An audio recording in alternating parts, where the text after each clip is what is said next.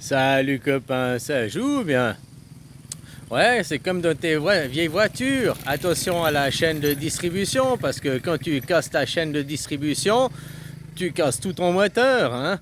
Encore, si t'as encore hyper de la chance que tu coupes le moteur, hein, t'as encore pas trop les valves qui vont taper dans les pistons, quoi. Tu peux encore, mais souvent comment, tu casses la chaîne de distribution, ça fait des gros dégâts au moteur.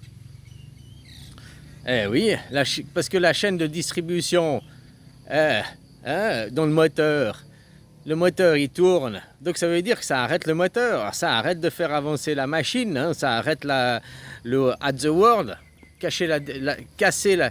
Si par exemple il nous refaisait un confinement, oh il y a un petit Covid, sachez que cette fois on arrêtera aussi la chaîne de distribution, hein.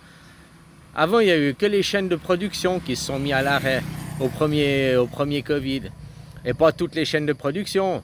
Puis tu as vu que les chaînes de distribution, elles ont continué à distribuer, machin et tout.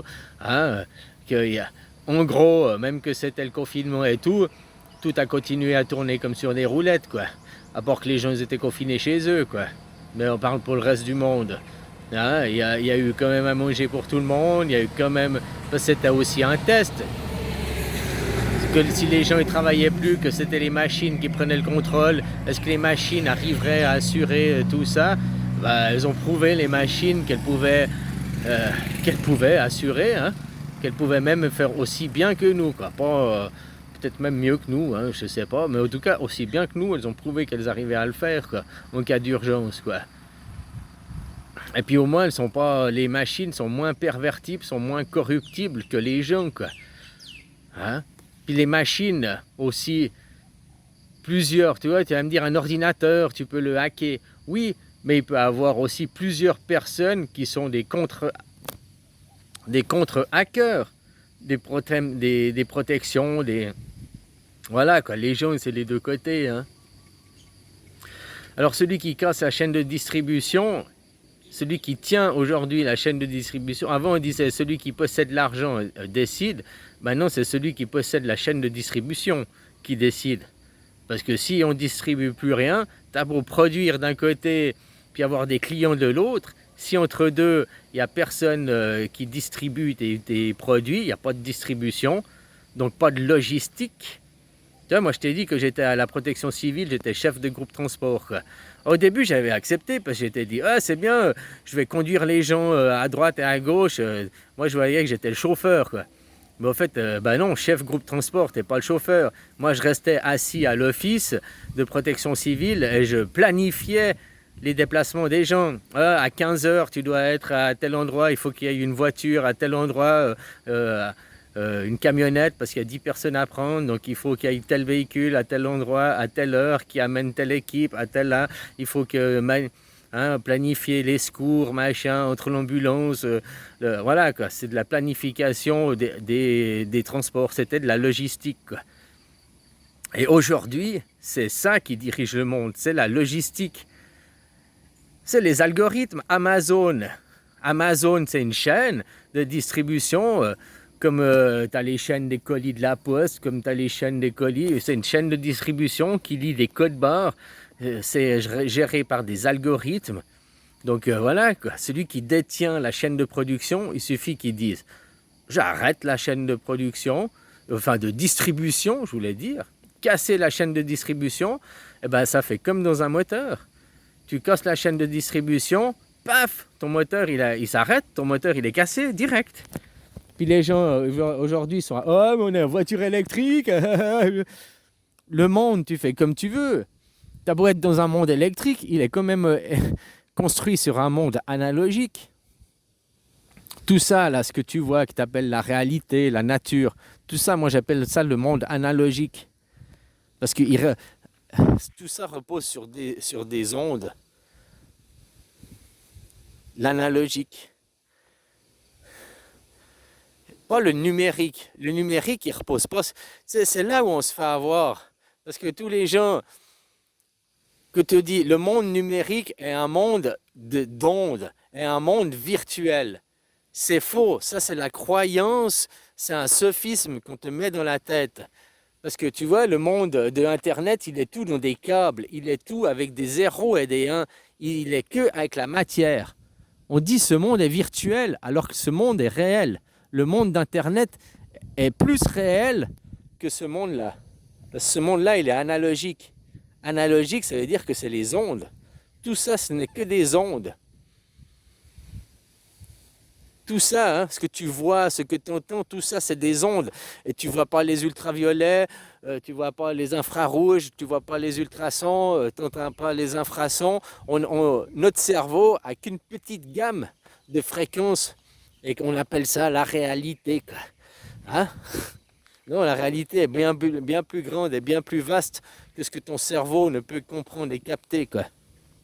Par contre, ton corps, lui, est sensible et peut capter toutes les ondes. Pas toutes, mais un spectre d'ondes beaucoup plus grand que ce que ton cerveau peut comprendre et analyser. Quoi.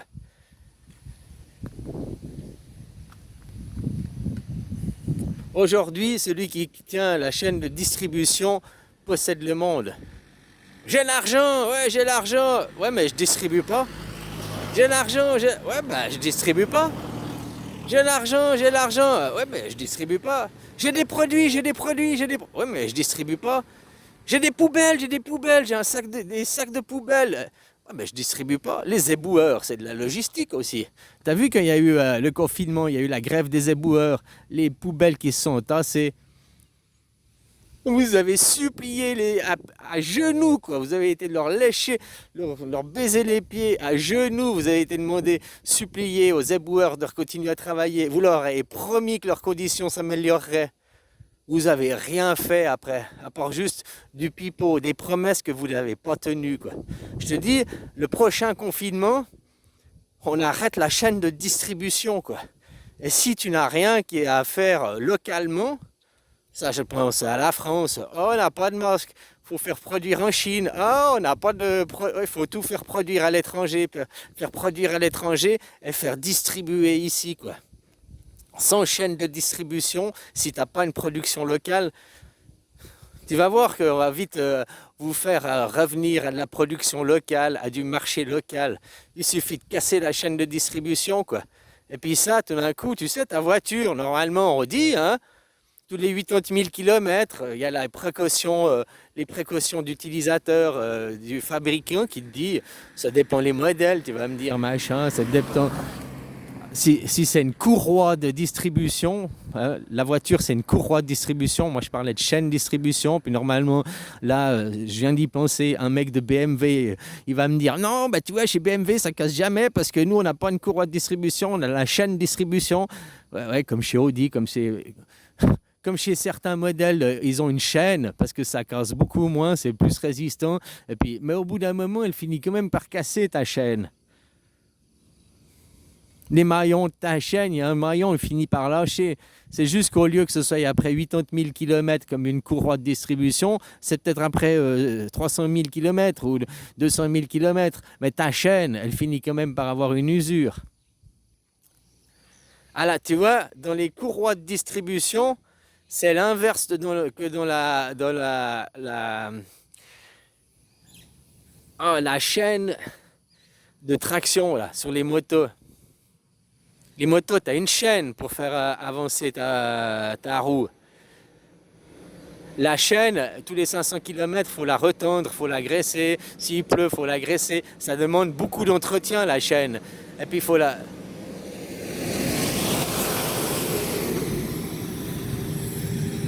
Je parle pas sur les grosses motos, je parle sur les petits Honda Wave machin. Tu changes ta chaîne plus fréquemment que sur un scooter où il y a une courroie, où il y a un variateur. Il y a le variateur, je crois que c'est à 24 000 km, il change ta courroie. Tu fais, peut-être si tu as l'entretien parfait, mais bon, c'est pas des motos de haut de gamme, c'est les basiques. Tu fais jamais 24 000 km avec les mêmes pignons, les mêmes couronnes, la même chaîne. Par contre, j'étais là dans l'automobile. En automobile, la courroie de distribution est plus faible que la chaîne de distribution. La chaîne de distribution reste plus longtemps dans l'usure. Mais elle finit un jour par casser, quoi. Puis si elle finit pas par casser, eh ben autant aussi peut-être la péter, la chaîne de distribution. Il n'y a que comme ça qu'on mettra le monde à l'arrêt. Hein. Et aujourd'hui, comme je t'ai dit, Amazon, il appartient à la Suisse, par exemple. Amazon, le numéro 1 des chaînes de distribution au monde, quoi. La moitié des produits qui sont commandés dans le monde sont distribués par Amazon. Amazon ou des sous-filières de Amazon, quoi.